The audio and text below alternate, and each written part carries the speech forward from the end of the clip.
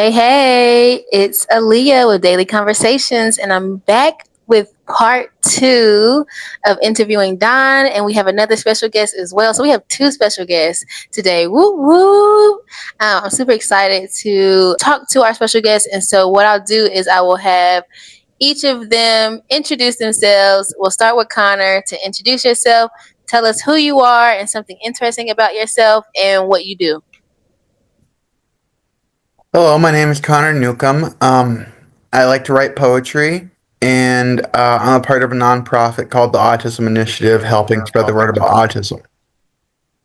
What do you do working for that nonprofit? I give presentations of my experiences and what I would like to see done differently, and also to help as much as I can by spreading information around that can help teachers and staff better interact with students with autism without causing traumatic experiences or less traumatic experience. Wow, that's amazing. I really love that because I feel like we all, need to learn and grow, especially as educators, on how to educate different types of students and different types of learners because nobody learns the same. And Mm-hmm. so I would love for you to talk about, if you don't mind, your experience because you mentioned that you have autism. And so I would love for you to talk about your experience as someone living on the spectrum. Well, school wasn't very easy. I guess I'll start out with there. School was a big part of my life. It wasn't fun. I was physically and mentally bullied, verbally, physically and verbally bullied until I was still a little physically bullied until eighth grade, and I'd moved around a lot. And then I also was verbally,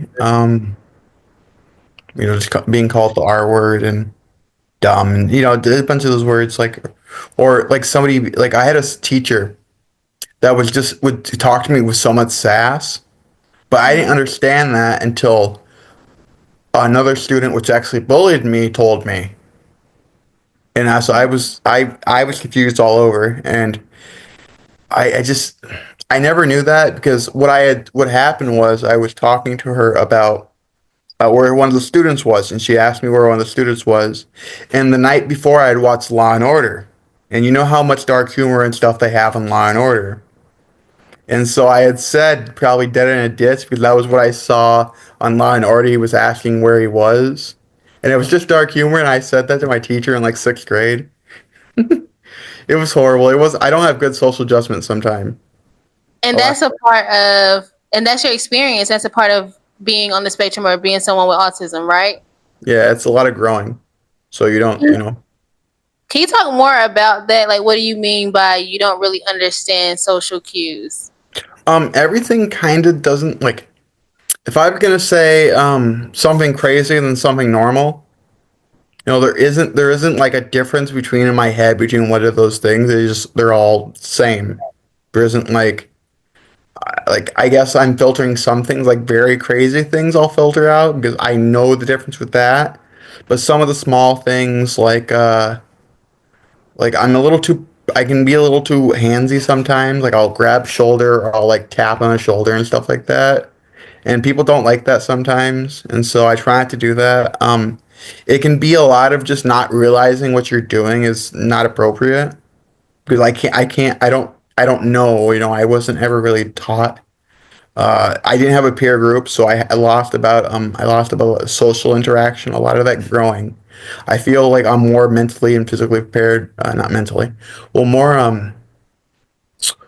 emotionally and more mentally mature now than I was in high school and college. And I probably should have waited a year to go to college, but I still don't have my priorities right until now. It was very oversensitizing, and I also had to deal with college professors that weren't nice either. So without only those classes, I felt myself so stressed that I couldn't give it all 120%. I could give it all 100%, but I couldn't. I had a problem. I had issues going farther and beyond because um, it was just I lost my thought. I'm sorry. So, did you graduate college? Yes, I did. Okay, so you finished graduating because I heard you talk about like how you were in school, you were younger, and it was a lot of bullying, and it Mm, was not a great experience for you. And then, so I really wanted to see like how your experience is now that you're an adult. And you talked mm. about college. Were you bullied? Like I know you said you didn't really like have great experiences with your professors, but were you bullied in college, or was that a different experience because you have more independence? It was more of like just being Overstimulated? not understanding, not being understood, being made to feel different, and just not being believed, being gaslit. And I guess I Mm. can definitely say that is a type of bullying. Like I'll tell you a story. I was in my fighting words class in history. We were working on the seminar, getting ready for seminar, and it was we oh yeah, yeah, okay. So we had this book. It was called the Postmodern Historiography Reader, and we were assigned an essay out of the book. We had to give a group presentation on it. And one of the days I went to the library because I thought the book was so interesting. I got the book, I went home, put on some jazz, and started reading it for fun. That's just what I do. And I said it, somehow we got on the topic of it when I was in class. And I said, yeah, I read the book for fun with some jazz on. She's like, bullshit, no, you didn't. Or it was, no, you didn't. I don't want to put words in her mouth. I think it was either no, you didn't or bullshit, no, you didn't. But that was so long ago, I can't really remember. And that was my senior year. And I was Mm. just like, and she wasn't a bad teacher. She was a good meaning person. It was just not believing me is what hurt. Like it was more disappointment. Like you were supposed to be such a good point person, and you let me down majorly because of not being able to think that somebody could have that kind of skill. Because I guess I could come off as kind of dumb. I'd ask, I would ask, questions that were on tangents or didn't make a lot of sense. The poor social development, not social development, social understanding, judgment. And because I was even when I was younger in eighth grade and ninth grade, I was only able to ask 3 questions in a class, and they wouldn't let me ask any more questions. And that was like a whole school thing. And so that was annoying. Even though I kind of understand where they were coming from, I still don't agree with how they did it because the other kids had to be able to ask questions and be able to learn too. But I was trying to catch up because um my I wasn't intellect I was in I was had autism and I was intellectually challenged. I couldn't read until second grade.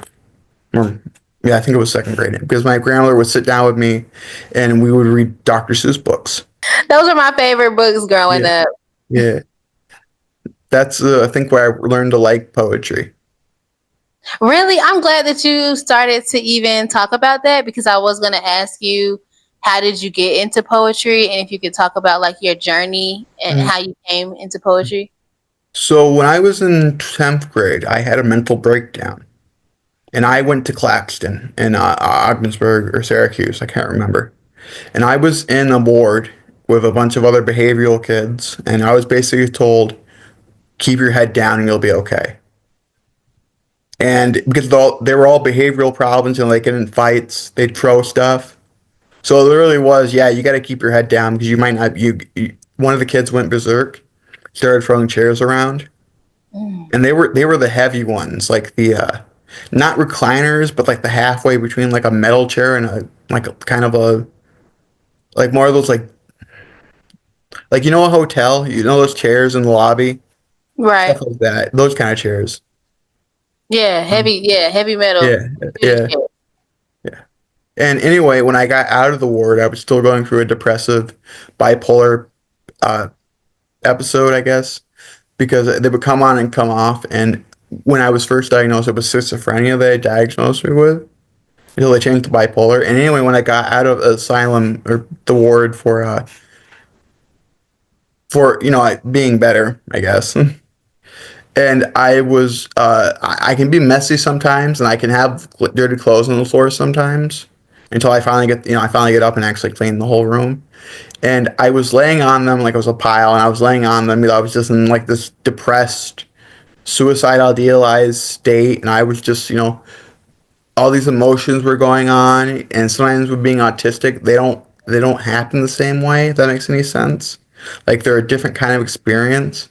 And it's not because we have problems understanding our emotions, it's because we understand them in a different way. Mm. And back to the writing poetry, I was so stressed and I was so sad and I just wanted to get this all out. I started writing rhyme poetry, like line then another line. And I started writing about like peace in the Middle East. That was the line I had, or because my father had been in the army and served over in Afghanistan. Well, I guess you wouldn't really call it the Middle East, but you know what I mean. I understand. Yeah. And it just was a way out. It was a coping mechanism. And I was so glad to find that. But nobody really ever picked up on that. And in college, I was even asked once, that's poetry? Because I write, and I think you've read my poetry. That can be definitely seen as, like if I'm reading it out loud, that can definitely be seen as like a paragraph or something, Hmm. like line after line. And they didn't understand that. But also made me, feel a little different again because like my poetry is not being understood. I mean that's one of the hardest things when you're trying to communicate so hard and doing the best way you can and know how to, and people still can't understand. It's like walking to a brick wall sometimes, if I can describe it. Wow, I feel so, sorry that you feel unheard throughout life. Like, I really do understand that. I resonate with you just in a different way. But I do want to ask you, what do you hope people understand about your life, or life on the spectrum through your poetry? I want people to know that it's it's going to be a challenge. Like if you're autistic, it's a challenge to get through school. It's very hard. Some autistic kids don't have really good families to go back home to, which sucks. I was lucky. Um, can you ask the question again? I got on that tangent and forgot where I was going. So, what do you want people to understand about life on the spectrum through your poetry? Because I know you write about being life on the spectrum in your poetry. So, what do you want people to understand about being on the spectrum? We have the same cares and same ideas and such as everybody else. They might be a little more complex or maybe not as complex. They might not be expressed in the same way. Doesn't mean they're not similar to other ideas neurotypical people have. We just come about it a different way, most of the time. And I think what I would like people to know is that we're not different. We want the same things. We want people to understand us like every human being. We're social. We may have an info dump sometimes, but you never know if some line actually strikes your fancy and you get into another info dump about basketball and you're actually really into that and you really can get start off a conversation. I mean, unless the guy doesn't stop talking when you try to get a word in twice. But I mean, everyone's different. Everyone with autism is different. To know one person with autism is to know one person with autism. Yes. Mm. Connor, Yeah. speak about two things that you often refer to when you're asked that question: respect and take 5 minutes. So the first one is respect, that we would like to feel that the differences we have would not, when we have differences and we're not understand, it creates frustration and it feels like we're not heard and we can sometimes not lash out, but lose our cool. And, I don't want to make a bad situation. I don't want to make somebody, upset or mad or anything by not being understood. And it's just, with frustration comes communication errors, and with communication error comes confrontation when something's not understood well enough. And I don't want people to lead that. I don't want to cause conflict. I think I want to have the respect to be able to say um, that we're all different people, that we're all human still. I mean, that's a big thing. And we just wanted to be treated like everybody else, but also be able to understand the nuances to us, like we try to understand the nuances to everybody. Connor, one of the things that makes a big impression on people is when you tell them, just give us 5 minutes, get to know us. Do you want to Yes. amplify on that at all? Yes. So I would really have benefited if people would have came over and just gave me 5 minutes. Like I don't even care if they would have talked to me again, if they wanted anything to do with me. That would have just been nice, to at least show they were putting in an effort to try. But that's what I want to do for people who have autism because there are a lot of people with autism that you're gonna enjoy. There are people like me. I have friends with autism that are pretty stand-up guys, the big main, we're pretty normal. I guess if I can say that. Not normal, but like in a sense that we're very friendly and we like to talk to people. And when we talk to people, we're able to help them understand that we're just like you and me, even if we get to the same ideas differently, or if we think about them differently. It's just a 5-minute conversation would help the best. It would get people to, I mean, not beeline for the person who's autistic or you think that's autistic, which I hope, doesn't cause anything that bad, but is to be able to not open up, to be able to learn about somebody new and somebody else's experience is always beneficial. And I think you can do that with a 5-minute conversation. I You really know, like that. What were we gonna say, Don? when Connor and I do presentations to students, and we've been doing more and more now with middle school and high school students, he makes the same point about give us 5 minutes. And after we do a session, whether it's students or adults, uh, I give them a questionnaire, five question evaluation sheet. The last question is always, what if anything will you do differently as a result of this session? And a large number of students and adults, when we do adults, will say, I know somebody with autism and I will take 5 minutes now to go over to them and learn a little bit more about them and have a discussion. So we know that Connor's having a significant impact on people uh, when he does present.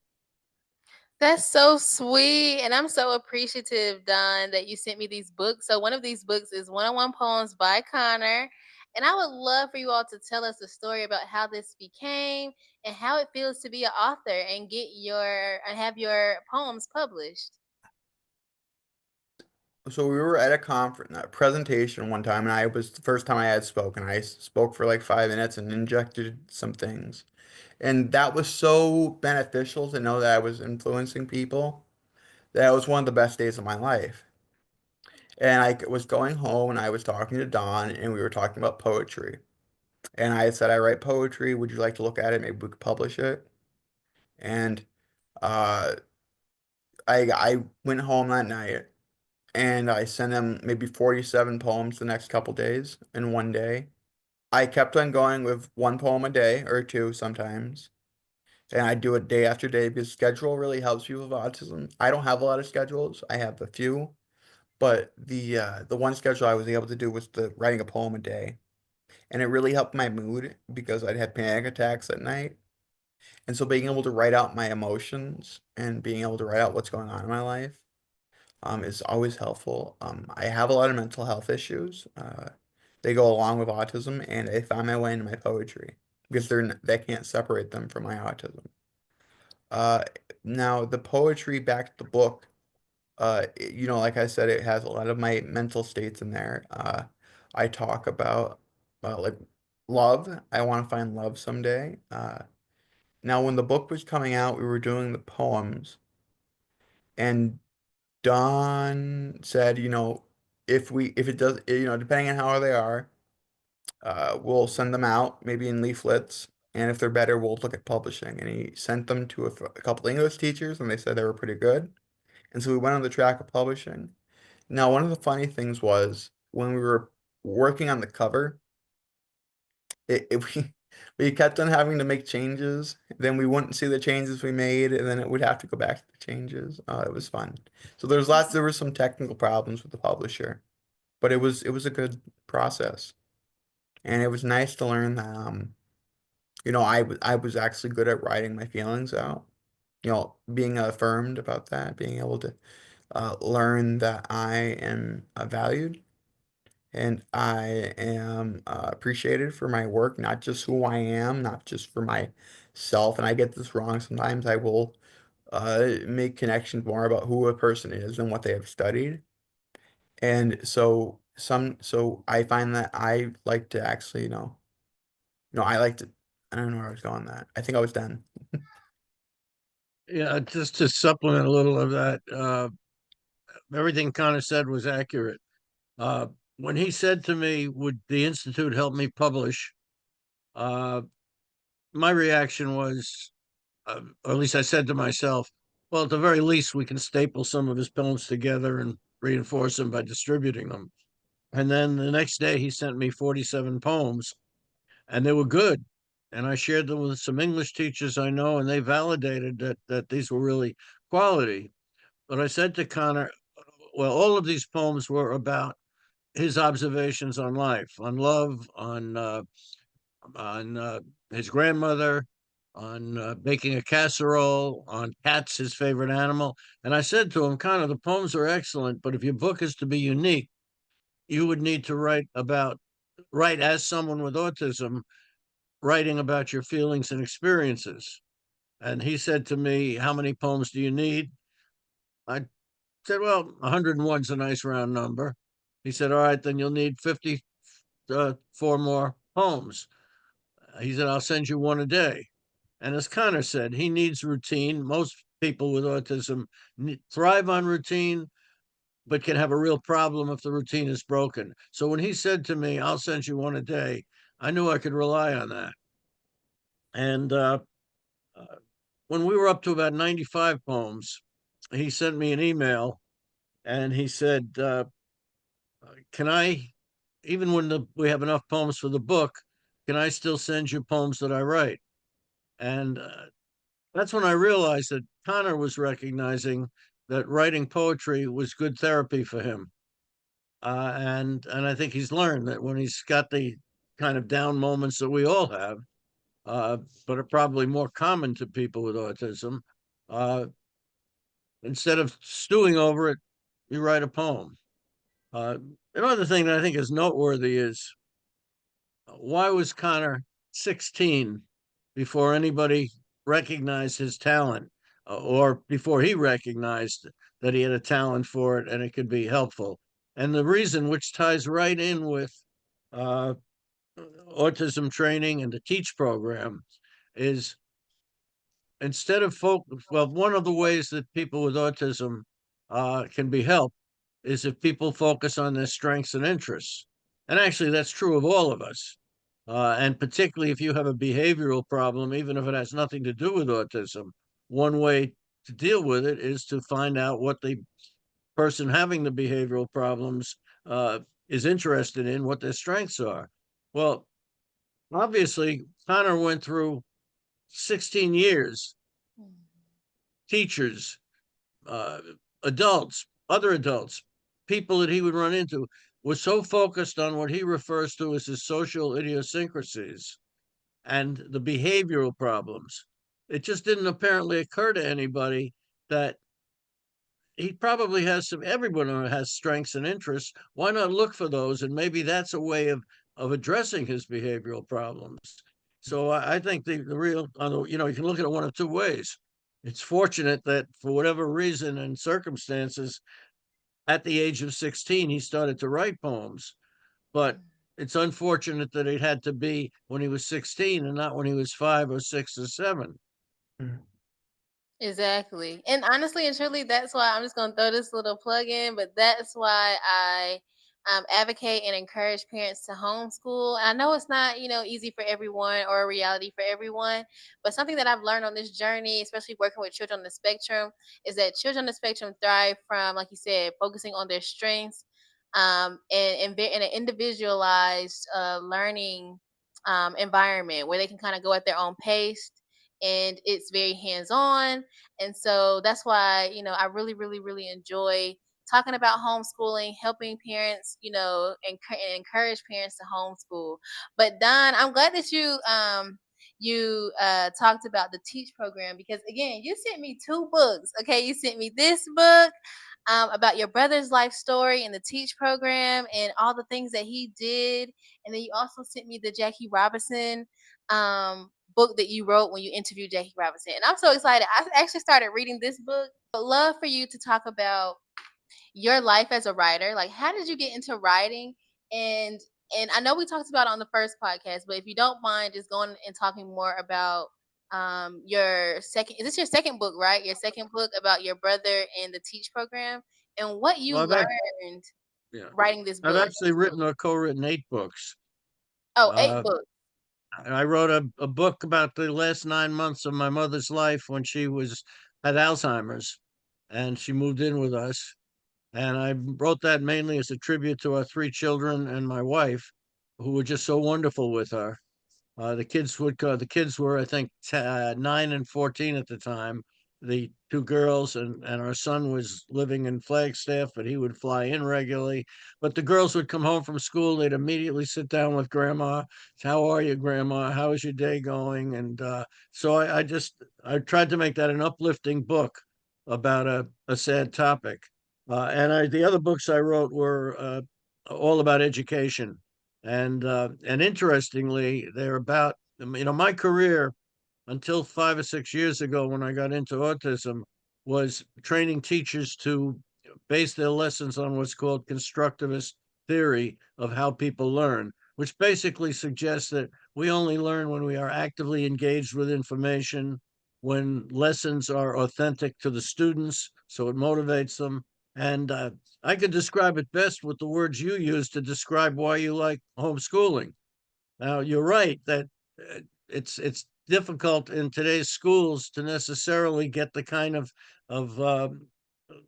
lessons that you can give in homeschooling, but that's the direction education is heading. And that's what I've been trying to train teachers to do for 30 years, is to learn about each student, treat each student individually, let each student go at its own pace. But that's a real challenge for teachers, and we are moving in that direction, and more teachers are learning how to do that. But it's not easy for a teacher who was brought up and all they experienced were teachers who taught from the front of the room. And then all of a sudden, uh, it's like a whole different set of skills that a teacher needs to be able to do what you suggested you want to do with homeschool students. So anyway, I got into this. I taught for 3 years, starting in 1967, middle school English. Everything I bring to education is from my experiences at overnight summer camps. From the time I was 7 till I was a head counselor my mid 20s, I worked at 8-week overnight summer camps. And then I walked into my first English class and I look at the students, and it's like they're saying to me, I dare you to teach me anything. And I'm saying to myself, these are the same kids that I was just at camp with 3 weeks ago. If I put my arm around the second baseman as I walked off the ball field and said, let's sit down, I want to work with you on your adjectives, I would have taught that kid more in 10 minutes than I was going to teach some of these kids in an entire year. And the reason was because of attitude, because uh, the attitude of most teachers then, some now, was my job is to teach. Uh, but if they don't learn, that's their problem. That means they're not working. And in fact, I had a colleague that I co-wrote some books with in 1990 who said to me, the big change we need in education is going from evaluating what the students, how much we teach, to evaluating how much the students learn. And we're still in the transition to that. More and more teachers, maybe still a minority, are more focused on that. We now have books coming out on methods of evaluating what the students are learning. But anyway, I had some experiences in my first year uh, that, well, I had just come from editing a newspaper, and news journalism was in my curriculum. So I said to the principal, I'd like to take my kids downtown. It's just not that long a walk to the newspaper office as part of the unit. He said, well, you would have had to requisition that last May. I said, but I wasn't here last May. He said, yeah, that's unfortunate, but maybe you can do it next year. And I'm saying, but what about the students I have this year? And then I had a student, I remember he was from Texas. Both of his parents were in jail. And this kid was a brilliant writer. He was better as an eighth grade student than many of the people I had working for me when I edited a newspaper. But he was on a precipice, and I could see him either tilting one way to a life of crime or the other way to brilliance. So I said to the principal, can I move him into my uh, honors class where I can really challenge him? Well, no, because he has science then. I said, yes, but he can now take science at the time when I'm now teaching him English. Well, we don't like to have more than 30 students in a class. I said, well, you've only got 29 in my honors class. He said, yeah, but if I moved them in there and then we got a transfer from somewhere else, we wouldn't have room for the transfer. Hmm. So I started tape recording things for a book I wanted to write in 1967. I didn't write my first book until 2004. And the reason was that every time I would sit down to write, I would say, what I have to offer the field of education is based on my experiences. And I don't want to take time from having the experiences to write a book. So I kept putting it off. In 2004, I had a colleague who was a brilliant educator, and he had already been published several times. And he had a guarantee from his publisher that if he would write on the way we were teaching, it would be published. So knowing that I wouldn't have to go through any of the processes of finding a publisher, that all we had to do was write the book and we were already guaranteed publication, that's when I wrote my first book. I had three co-authors. The main one was this one who had the guarantee. And we actually wrote two books, one for elementary and one for secondary that year. Uh, I wrote the book about my mother in 2011. I wrote another book on how to actively engage students in, I think it was 2014. And uh, just before I did the Jackie Robinson book, I think it was around 2021, I published a book in collaboration with someone who has been principal for 23 years of an unusual program in Rochester, New York, called the School Without Walls, where they had a waiver on the regents and the formal tests, and they had graduation by demonstration. Students would have to undertake a project, a year-long project in their senior year, and demonstrate the skills that they had through that project. Uh, so Mm. uh, you could say I accidentally fell into writing, but I've always enjoyed writing. And I think it was 1998 when my youngest daughter, who was 8 years old, said, "Why don't you start writing every week?" The kind of thing I was sending out periodically, uh, which would just be a one pager on education, some aspect of it. And I said, "Well, Raina, I don't know how long I could keep that up." She said, "Well, start it and see." And I actually wrote and a mailing list of several thousand from 1998 until 2018, when I stopped writing the weekly thing. But I still do a lot of writing, and I guess the last thing I'd say on that is that I pride myself on writing for the average person. Uh, a lot of the excellent writing about whether it's autism or education is written for the scholars writing for other scholars.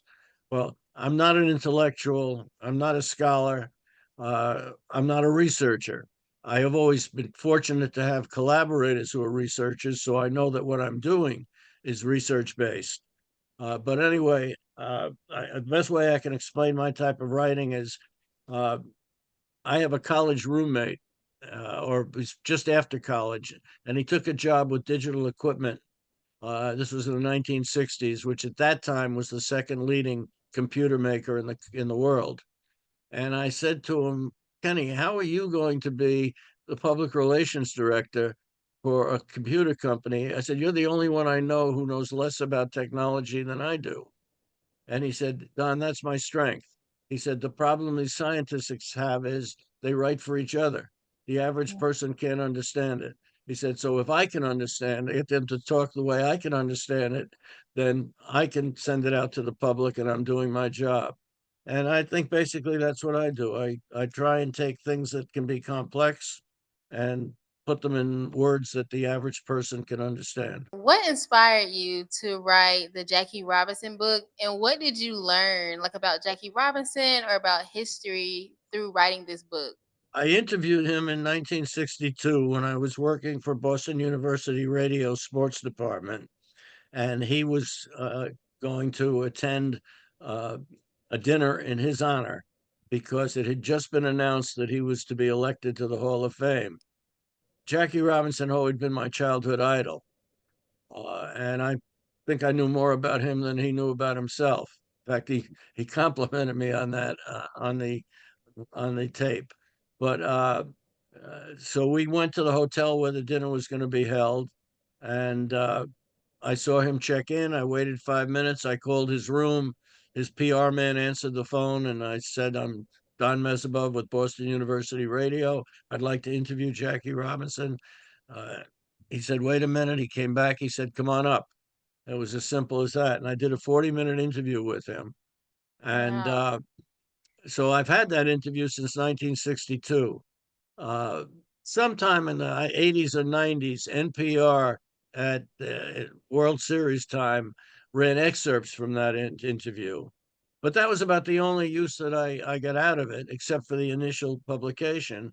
And I guess it was just about 3 years ago, 2 years ago, I decided maybe I can get some more mileage out of this because uh, by luck, a lot of the questions I asked him then would still be of interest now. Many of the questions had to do with baseball, but some of them, like his comments on civil rights, his comments on why he supported Richard Nixon over John F. Kennedy in the 1960 election, these are all of interest today. So I had I had self-published a couple of my books, and so I knew the process, and I knew it wouldn't be that hard to write a book. Uh, the and the books of the book I sent you is was one that was in print, and it has the transcript of the entire 40-minute interview, word for word, as well as you know, I put in the history of how I came to interview Robinson and uh, and so forth. Uh, so I guess I just wanted to get it out there. Now, what did I learn about it and about history and so forth? Uh, Part of it was it just reminded me of how bad things were in terms of bigotry in the 1950s and 60s. Uh, and it's always frustrating when you talk with younger people and they don't understand how bad things were. And things are still plenty bad. There's still an awful lot of work to be done in the area of civil rights and the area of human rights. But I'm thinking, I was thinking of the fact that Sammy Davis Jr. In the 1960s was not allowed to stay in the same hotel where he was paid to perform, where Mm. CBS, I think it was CBS, but one of the networks got letters of complaint because at the end of a duet between Perry Como, who was white, and Lena Horne, who was black, as they bowed, I think it was unintentionally even, touched hands. And the network was flooded with complaints about that. Mm. Uh, the other thing that I got out of it, because again, part of it was just recall and putting down on paper what I knew, but the other was I have about, I think, 8 pages in there of quotes and quotes from presidents of the United States, quotes about Robinson and quotes by Robinson. And I enjoy still going back to that every few months and reading those quotes because that could be in a textbook in itself about human rights. Robinson saying that he won't be satisfied until the person with the least rights in Mississippi has equal rights to everyone else.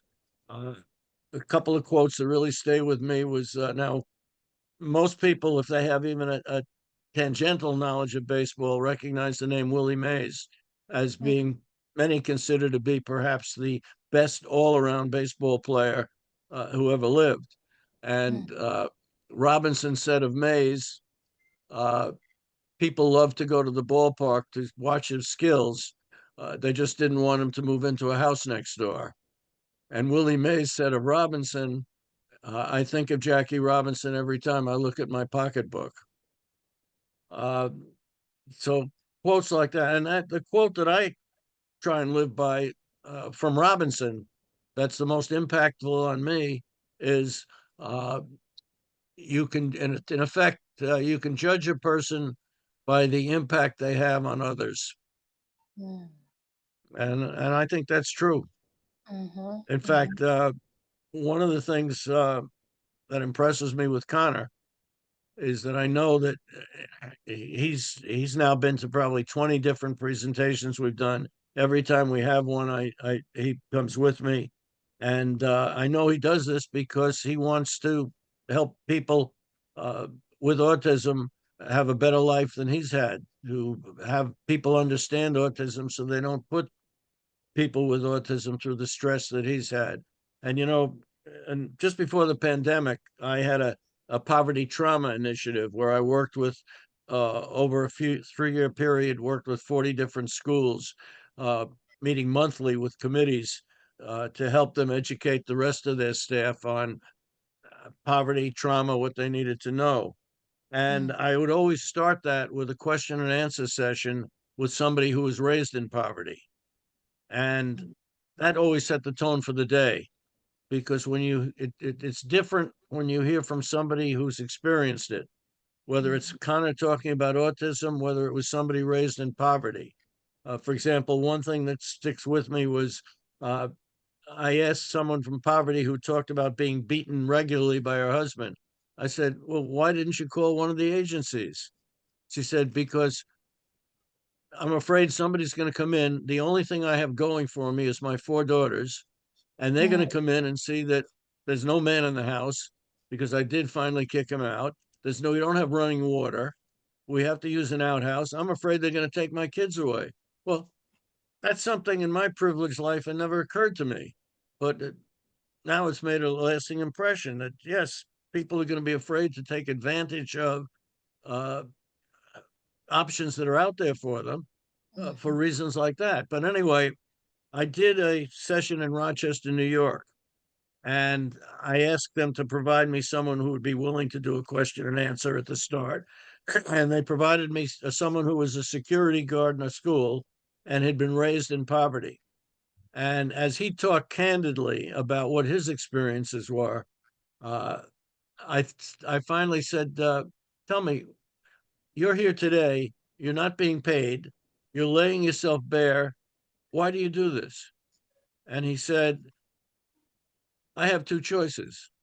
I could spend my life feeling sorry for myself because of all the bad experiences I had, or I can take advantage of that and do something that no one else can, and then treat it as something that puts me in the position I'm in now." And he said, so when I'm here today with you, answering questions and helping other people understand poverty and trauma, then that's giving more meaning to my life.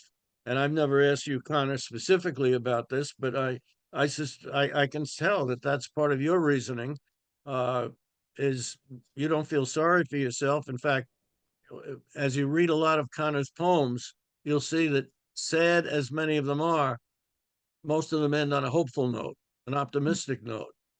And so Connor is one of those people, like the person in Rochester, who is giving back so that others can benefit, and that gives meaning to the negative experiences he's had. I think that's so beautiful, and you really spoke on a lot. But I really just want to go back to, because I want to know this too. How do you get a book published? Like, what is the process of becoming a accredited author by getting your book published? Uh, the hardest thing is the promotion. The easiest thing is, I know Amazon has, it might even be free or just a few $100s, and they will publish it, but with no other services. Now, Mm. there are many organizations out there, businesses, uh, that will publish a book for you. And we used one with Connor's book. And they vary in quality. Uh, there are some scams out there, but you can just go online and Google self-publishing, and you can get a book published for anywhere from a few $100s to 10 or $20,000. Uh, Most of the expensive things are the promotion, and that's the most difficult part, is the promotion. But if you're willing to do it yourself with little help from services, or maybe just taking some of the least expensive, you can get some help with the promotion. But a lot of it is even for just a small amount of money, you can take pride in having the book. And if you've got a network of any kind that you can use to promote it, then again, you can provide some of the things for yourself. But the simplest answer to your question is you Google self publishing, and all kinds of companies will come up. And then, of course, if you know anybody or can find anybody who's been self published, they can recommend one. Now, Connor mentioned some of the problems that we've had. Um, we took a very inexpensive uh, uh, company because our institute doesn't have much of a treasury. And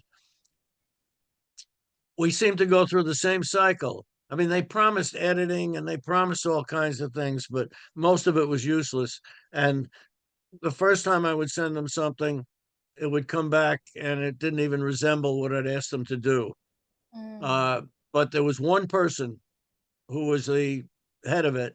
And then I would write to him and he would say, he would apologize, say, I'll take care of it. And he would take care of it.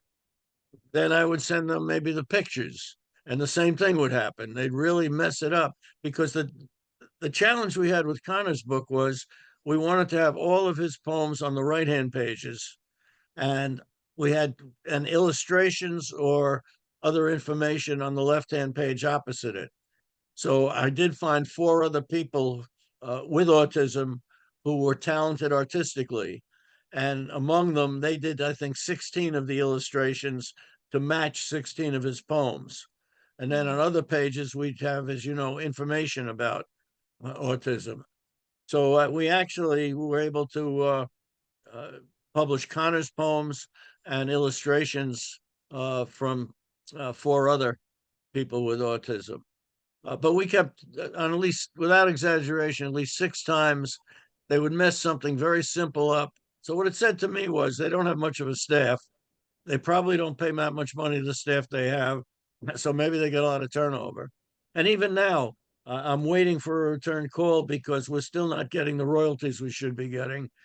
And I still have to keep going back to this one person who's been reliable. Um, and so I don't know where that's going to end, whether I'm going to have to go to the Better Business Bureau or the police. But I have been in constant contact with this one person who in the past has rectified everything. But I'll say this, the book came out the way we wanted it to. It was just a heck of a job holding them to holding their foot to the flame, so to speak. So Um, it was a lot of challenges. It seems like when you want to publish a book, you need to make sure, like you said, that you go with the best option. Like make sure you do your reviews, make sure you really look into the company because you never know like what you have to go through to get your book published. But I do want to know, and I want to just go back to Connor really quick because we're gonna wrap this up, and I have one last question for the both of you. But Connor, I know you talked about how writing has helped you and it's really helped you to heal and to cope with a lot of things that you deal with as a person on the spectrum.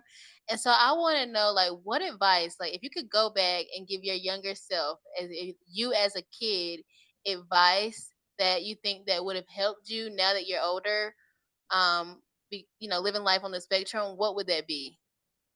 It probably would be fight harder and speak up more for yourself. Because there were a lot of times where I'd have to deal with teachers and students that were not being nice. I just kind of sit there, keep my mouth shut, and take it. I was screaming at myself to say something because I didn't want to stand there and take it. If I don't say anything, they're just gonna keep on.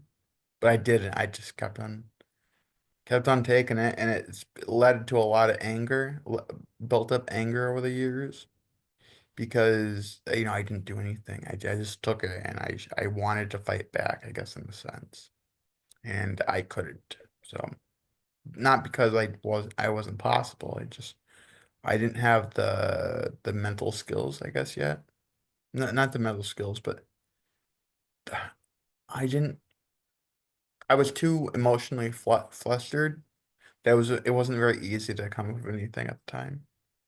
So I mean, I would definitely say to fight harder, to keep on going. It's gonna suck some days. It's really gonna suck, and it's just you got to keep going. That's any good advice. Trust me, that was. And for you, Don, You have written a lot of books, like you said, eight. Excuse me, you've written 8 books. You help Connor publish his book and become an author. So I would love for you to maybe just leave some advice for anyone who wants to be a writer, thinking about being a writer. Like, what advice would you give to people out there about writing in general? Back in the 1950s, there was a TV series which I think was based on a book called I Remember Mama. And it was based on, I think, a Norwegian family that was citizens of the United States. And the older daughter wanted to be a writer. And she had experienced sending in manuscripts and having them rejected. And one day in the story, the mother found out that a famous author was going to be in town.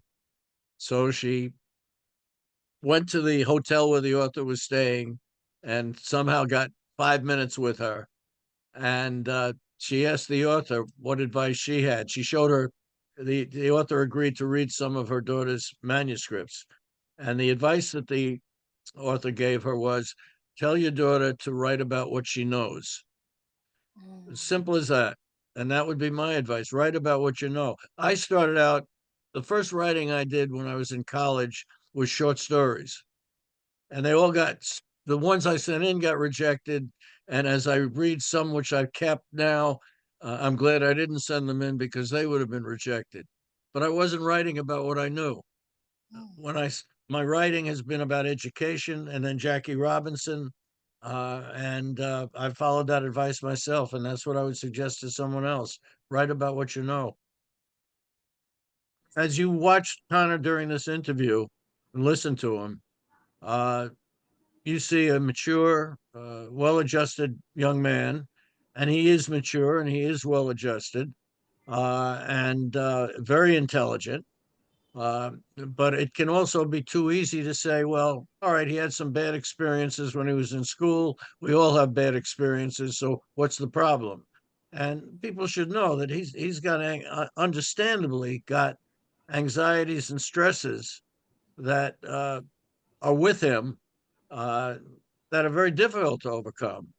So uh, as of today, Connor has a very difficult time getting a full-time job because he would have difficulty going 7 or 8 hours before the stresses and anxieties would force him to just need to take a walk, get away from things, etc.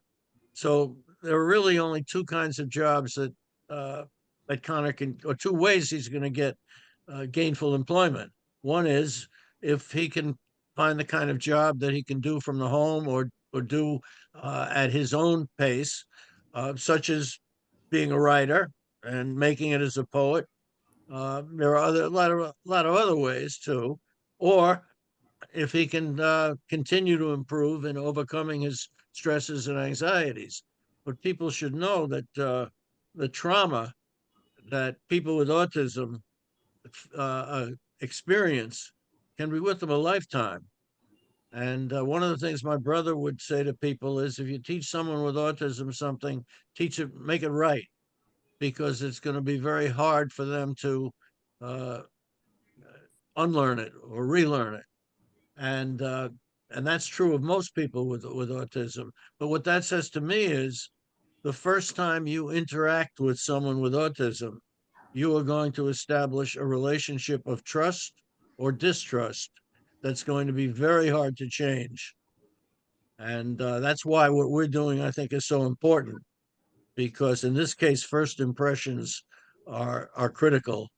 And if people don't know a few simple things about people with autism, uh, bus driver, a teacher, a police officer giving a well-intended pat on the back to someone with autism, which may be followed by a tantrum because that person didn't realize that some people, not all, some people with autism fear physical contact. Mm. The worst of it is when someone does set off a tantrum because of their ignorance of what some characteristics of people with autism have, uh, they don't even realize it. So it's going to happen again. And I have so many stories of people, students in school who have been suspended for things that are characteristic of people with autism and easy to avoid.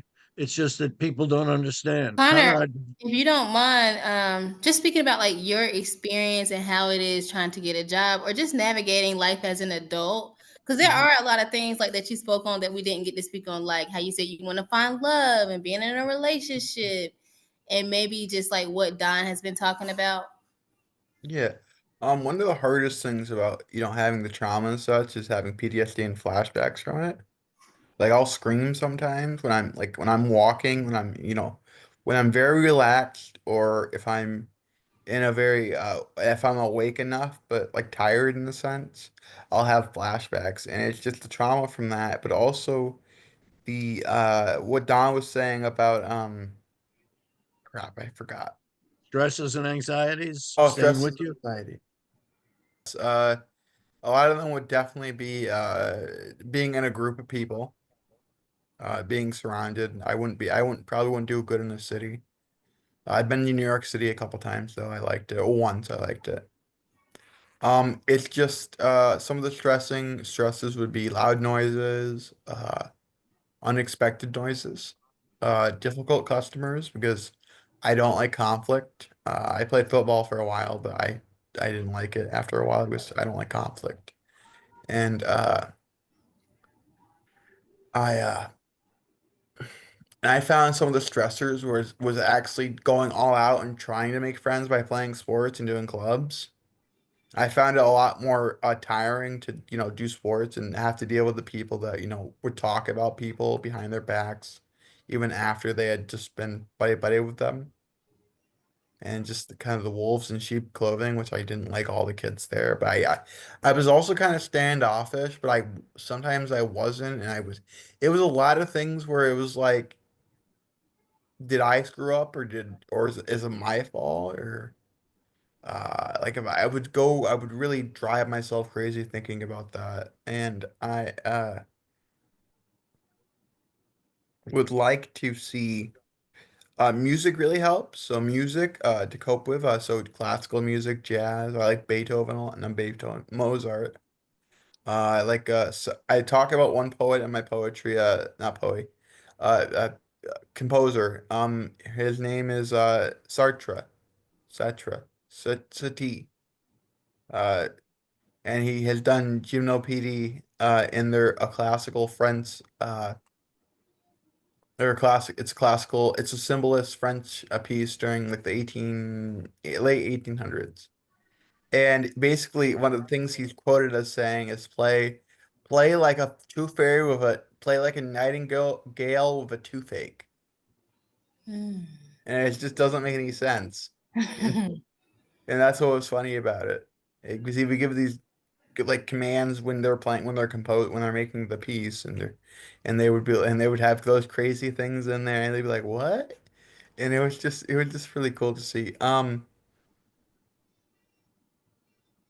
think if I had to give any more advice it'd probably be to like if you don't like I found it easier to escape in the books I was reading at school, and that's where my love of learning came because that was the only thing that was actually making me happy in school was learning, and that's why I became a learner in public school.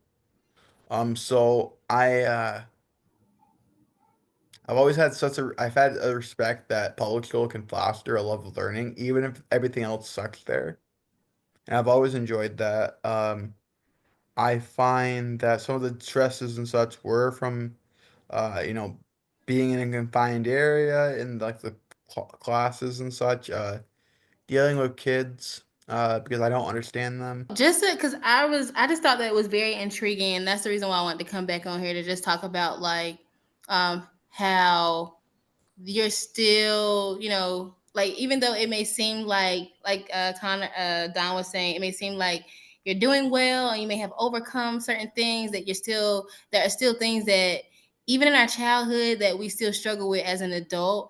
And how are we actively, working towards those things or getting over those, not really getting over those things, but continuing to work towards, the future that we want or the life that we want.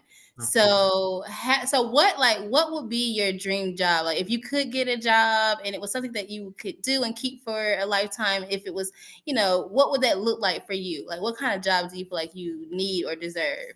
I like to do college. I like to do teaching, like at the college level. I like to Mm. do some research too. I like to publish some books and poetry and research papers. Um,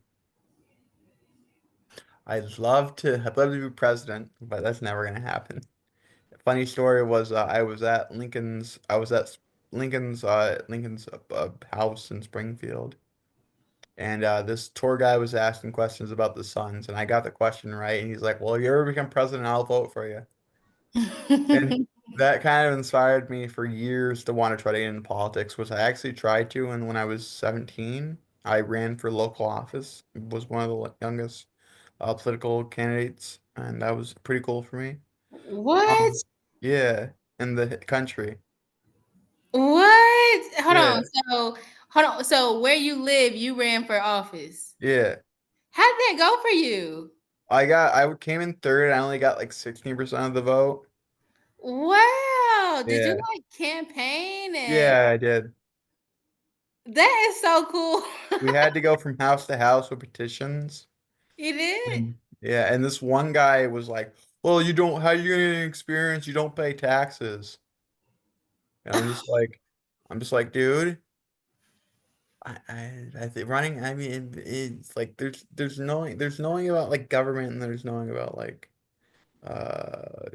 having to know economic, like not economic, but you know what I'm trying to say. Like, there's something different besides just knowing how to pay taxes, which I did learn in school, and about they taught us how to pay taxes and such with bills.